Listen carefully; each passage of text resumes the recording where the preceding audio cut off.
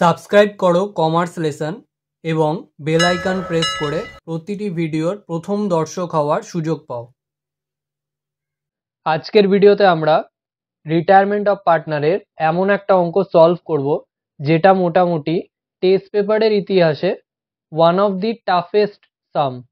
তাহলে শুরু করা যাক। তো আমরা সলভ করব সেট 4 এর রিটায়ারমেন্ট অফ পার্টনারের অঙ্কটা, যেটা রয়েছে 325 পেজের 7 নম্বর অঙ্ক। সবার ফার্স্টে আমাদের দেখে নিতে হবে অঙ্কটায় কি প্রিপেয়ার করতে বলেছে। তো অঙ্কের একেবারে শেষে বলা ছিল prepare revaluation account and partners capital account. তো আমরা সেই বুঝে দাগ টেনে নেবো, in the books of A partnership firm, তারপরে রিভ্যালুয়েশন অ্যাকাউন্ট আর নিচে পার্টনার্স ক্যাপিটাল অ্যাকাউন্ট। এবারে আমরা স্টেপ ওয়াইজ অঙ্কটাকে সলভ করব। তাহলে সবার ফার্স্টে রিটায়ারমেন্ট যেদিনকে হয়েছে অর্থাৎ 31শে মার্চ 2023 সেই ডেটের ব্যালেন্স শিট দেওয়া আছে। তাহলে তার পরের ডেট দিয়ে আমরা সবার ফার্স্টে পার্টনারদের ক্যাপিটাল ব্যালেন্সগুলো তুলব। তাহলে 1/4/23-এর ডেট দিয়ে বাই ব্যালেন্স বিএফ করে 14,000, 16,000 আর 20,000 যে ব্যালেন্সগুলো ব্যালেন্স শিটে বলা ছিল। নেক্সট স্টেপ হলো reserve, profit and loss account, এইগুলো ভাগ করে দেওয়া সব পার্টনারদের মধ্যে ওল্ড রেশিওতে। তো এখানে যদি আমরা দেখি তো লাইবিলিটির সাইডে ইনভেস্টমেন্ট ফ্লাকচুয়েশন ফান্ড রয়েছে। তো ইনভেস্টমেন্ট ফ্লাকচুয়েশন ফান্ড হলো একটা স্পেসিফিক ফান্ড, অর্থাৎ যেই পারপাসের জন্য সেটা রয়েছে সেই পারপাসে আগে ইউজ করতে হবে, তারপরে যদি কোনো টাকা পড়ে থাকে সেইটা পার্টনাররা ভাগ করে নেবে। তো এখানে দেখো ইনভেস্টমেন্ট ফ্লাকচুয়েশন ফান্ড রয়েছে 5,000 আর এখানে অ্যাসেট সাইডে ইনভেস্টমেন্ট রয়েছে 20,000 এর আর মার্কেট ভ্যালু রয়েছে 14,000, অর্থাৎ 6,000 টাকা কম।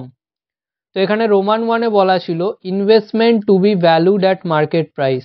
তাহলে 20,000টাকে 14,000 যদি দেখাতে হয় তাহলে 6,000 টাকা ভ্যালু কমে যায় ইনভেস্টমেন্টের।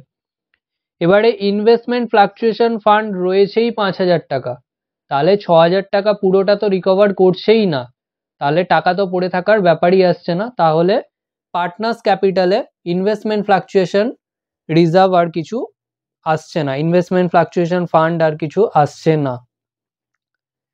নেক্সট রয়েছে এমপ্লয়িজ প্রভিডেন্ট ফান্ড। তো প্রভিডেন্ট ফান্ড হচ্ছে পার্টনারশিপে যারা এমপ্লয়ি রয়েছে তাদের ফান্ড, মালিকদের বা পার্টনারদের ফান্ড নয়। তো সেই জন্য এমপ্লয়িজ প্রভিডেন্ট ফান্ড কখনো পার্টনার্স ক্যাপিটালে ভাগ হবে না। নেক্সট রয়েছে আউটস্ট্যান্ডিং লিগাল ক্লেম, এটা তো একটা প্রভিশন রয়েছে। তারপরে রয়েছে ওয়ার্কম্যান কম্পেনসেশন ফান্ড। তো এখানে দেখো ওয়ার্কম্যান কম্পেনসেশন ফান্ডও হলো একটা স্পেসিফিক ফান্ড বা স্পেসিফিক রিজার্ভ। তো স্পেসিফিক ফান্ডের ক্ষেত্রে কি হয়, যেই পারপাসে সেটা রয়েছে সেই পারপাসে আগে ইউজ করতে হয়, তারপরে যদি টাকা পড়ে থাকে তখন পার্টনাররা ভাগ করে নেয়। তো এখানে দেখো রোমান 2 পয়েন্টে বলা আছে claim for workman compensation fund ₹3,000, অর্থাৎ 18,000 ফান্ড রয়েছে বাট 3,000 ক্লেম রয়েছে। তাহলে 3,000টা রেখে দিয়ে বাকি 15,000 আমরা ভাগ করে দিতে পারবো। তাহলে এখানে আমরা অঙ্কে চলে আসছি সেম ডেট দিয়ে বাই ওয়ার্কম্যান কম্পেনসেশন ফান্ড ব্র্যাকেটে ওদের ওল্ড রেশিও অর্থাৎ 5:3:2। এবারে আমরা ওই 15,000 অর্থাৎ যে টাকাটার কোনো ক্লেম নেই, যে টাকাটা এমনি পড়ে আছে সেই টাকাটা ভাগ করে দেবো। তো 15,000টা ভাগ করলে পাচ্ছি 7,500, 4,500 আর 3,000। নেক্সট আমরা দেখতে পাচ্ছি অ্যাসেট সাইডে প্রফিট অ্যান্ড লস অ্যাকাউন্ট আছে। তাহলে অ্যাসেট সাইডে যেহেতু রয়েছে তাহলে রিভার্সে অর্থাৎ এই দিকে আমরা চার্জ করব, ক্রসে আসছে। রিজার্ভগুলো এই দিকে ছিল তাহলে এই দিকে নিয়েছিলাম রিজার্ভ আর ক্যাপিটাল ব্যালেন্স। তাহলে এই দিকে রয়েছে পিএল অ্যাকাউন্ট, তাহলে এদিকে নেব, তাহলে 2 পিএল অ্যাকাউন্ট। তো পিএল অ্যাকাউন্টে ডেবিট ব্যালেন্স বা লস ছিল, তো সেটাকে ভাগ করে দেবো 5:3:2-তে। পিএল অ্যাকাউন্ট ছিল 6,000, তো সেটা ভাগ করলে আসছে 3,000, 1,800 আর 1,200। নেক্সট স্টেপ হলো রিভ্যালুয়েশন করা। তো আমরা রিভ্যালুয়েশন অ্যাকাউন্টে চলে আসবো। এবারে সবার ফার্স্টে ইনভেস্টমেন্ট যেটা বলা ছিল রোমান 1-এ সেইটার অ্যাডজাস্টমেন্ট করব। তো এখানে দেখো ইনভেস্টমেন্টের ভ্যালু কমছে 6,000, কিন্তু ওই 6,000-এর মধ্যে 5,000 তো ইনভেস্টমেন্ট ফ্লাকচুয়েশন ফান্ড দিয়ে অ্যাডজাস্ট হয়ে যাচ্ছে। তাহলে বাকি যে 1,000 লস, যেটা এখনো অ্যাডজাস্ট হতে পারছে না, সেইটা আমরা তুলব রিভ্যালুয়েশন অ্যাকাউন্টে, তাহলে ইনভেস্টমেন্ট বলে 1000। নেক্সট রোমান 3 পয়েন্টে দেখো বলা আছে bad debt occur during the year ₹3000। তাহলে এখানে দেখো ব্যালেন্স শিটে প্রভিশন করা ছিল 2000, তো প্রভিশন যেটা সেটা তো প্রভিশন ফর ব্যাড ডেটই, তাহলে 2000 করলে হবে না, নতুন করে আরো 1000 আমাদেরকে চার্জ করতে হবে, 1000 আরো কমাতে হবে ডেটাস, তাহলে টু ডেটাস বলে আমরা কমাবো 1000। নেক্সট রোমান 4 পয়েন্টে বলেছে outstanding legal claim settled at ₹13,000 including penalty of ₹1000। তাহলে টোটাল আউটস্ট্যান্ডিং লিগাল ক্লেমটা রয়েছে 13,000 এ, আর আমাদের ব্যালেন্স শিটে আউটস্ট্যান্ডিং লিগাল ক্লেমটা ছিল 12,000, অর্থাৎ নতুন করে লায়াবিলিটিস বাড়ছে 1000, তাহলে টু আউটস্ট্যান্ডিং লিগাল ক্লেম বলে 1000। আর কিছু ছিল না, তো আমরা টোটাল টানবো, তো টোটাল দুদিকে 3000 বসিয়ে দেবো, দিয়ে এদিকে ব্যালেন্স বেরোচ্ছে 3000, তাহলে লস বেরোচ্ছে, তাহলে বাই পার্টনার্স ক্যাপিটাল অ্যাকাউন্ট ব্র্যাকেটে লস অন রিভ্যালুয়েশন বলে তিনজন পার্টনারের মধ্যে 5:3:2 ভাগ করে দেবো, করে ইনারে লিখছি 1500, 900 আর 600 লিখে নিচে দাগ টেনে দেবো। এবারে এটাকে ট্রান্সফার করবো পার্টনার্স ক্যাপিটালে, তাহলে ক্রসে আসবে অর্থাৎ এই সাইডে, তাহলে টু রিভ্যালুয়েশন অ্যাকাউন্ট ব্র্যাকেটের লস বলে 1500, 900 আর 600। নেক্সট স্টেপ হলো গুডউইল অ্যাডজাস্টমেন্ট করা। তো গুডউইল অ্যাডজাস্টমেন্টের জন্য আমরা ওয়ার্কিং নোটে চলে যাব।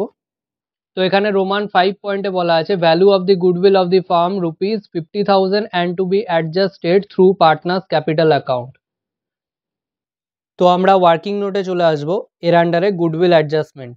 এবারে আমরা রিটায়ারমেন্ট অফ পার্টনারে গুডউইল অ্যাডজাস্টমেন্টে যে একটা অ্যাডজাস্টমেন্ট শিখেছিলাম ওই অ্যাডজাস্টমেন্টটা সব জায়গায় অ্যাপ্লিকেবল, তো ওই অ্যাডজাস্টমেন্টটাই করব।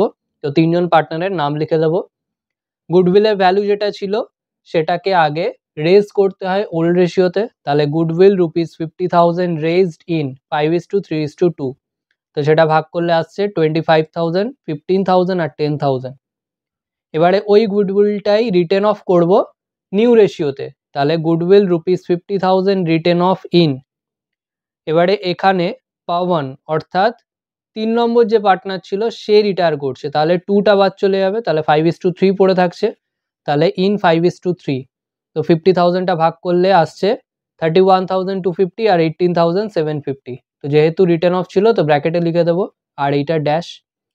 এবার এটা প্লাস মাইনাস করলে ব্র্যাকেটে আসছে 6250, এটা প্লাস মাইনাস করলে ব্র্যাকেটে আসছে 3750, আর এটার থেকে কিছুই মাইনাস হয়নি, তাহলে পজিটিভে আছে 10,000।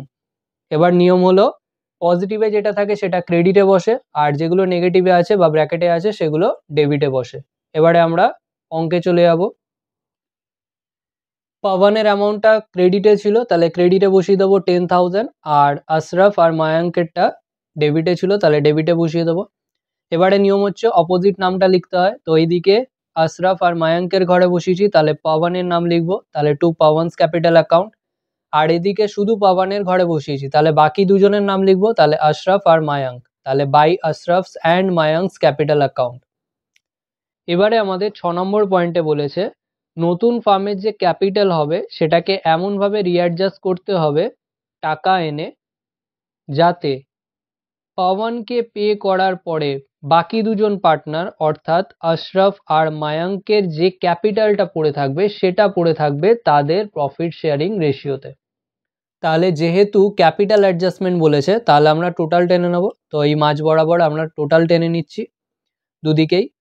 তো এদিকে টোটালটাই বেশি 21,500, দুদিকে লিখে এই দিকে তিনটে মাইনাস করে আমরা ব্যালেন্স পাচ্ছি 10,750। সেম ভাবে মায়াঙ্কেরটা এদিকে বেশি 20,500, এদিকে লিখে বাকি তিনটা মাইনাস করে 14,050, আর এদিকেও 33,000টা বেশি, দুদিকে লিখে এইদিকে দুটো মাইনাস করে 31,200। এই সেম অ্যামাউন্টগুলোই এদিকে টোটালের নিচে লিখে দেবো, এদিকে টু ব্যালেন্স সিডি, এদিকে বাই ব্যালেন্স বিডি, সেম ডেটে। এবারে আমরা ব্যালেন্স করেই দেখতে পাচ্ছি পাওয়ানকে পে করতে হবে 31,200, অর্থাৎ 31,200ই বাকি দুজন পার্টনার আনবে। এবারে আমরা ওয়ার্কিং নোটে চলে যাই ক্যাপিটাল অ্যাডজাস্টমেন্ট করার জন্য। ওয়ার্কিং নোটে capital adjustment amount to be brought in for payment to Pawan, যেটা আমরা এক্ষুনি দেখলাম 31,200, এই অ্যামাউন্টটাই বাকি দুজন পার্টনার আনবে। তাহলে বাকি দুজন পার্টনারের টোটাল আলটিমেট ক্যাপিটালটা কত হবে? তাহলে therefore ultimate total capital of Ashraf and Mayank সেটা হবে তাদের adjusted capital plus amount to be brought in. এবারে অ্যাডজাস্টেড ক্যাপিটাল বলতে কি বোঝায়? অ্যাডজাস্টেড ক্যাপিটাল বলতে আমরা টোটাল টেনে যে ব্যালেন্সটা বার করলাম, অর্থাৎ 10,750 আর 14,050, এইগুলো হচ্ছে আশরাফ আর মায়াঙ্কের অ্যাডজাস্টেড ক্যাপিটাল।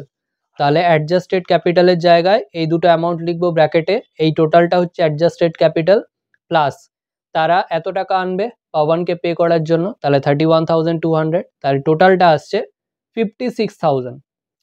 এবারে এই 56,000 হচ্ছে আশরাফ আর মায়াঙ্কের ক্যাপিটাল ব্যালেন্স, যেটা ব্যালেন্স শিটে ট্রান্সফার হবে। তাহলে তাদের প্রফিট শেয়ারিং রেশিওতে সেটা ভাগ করে দিতে হবে।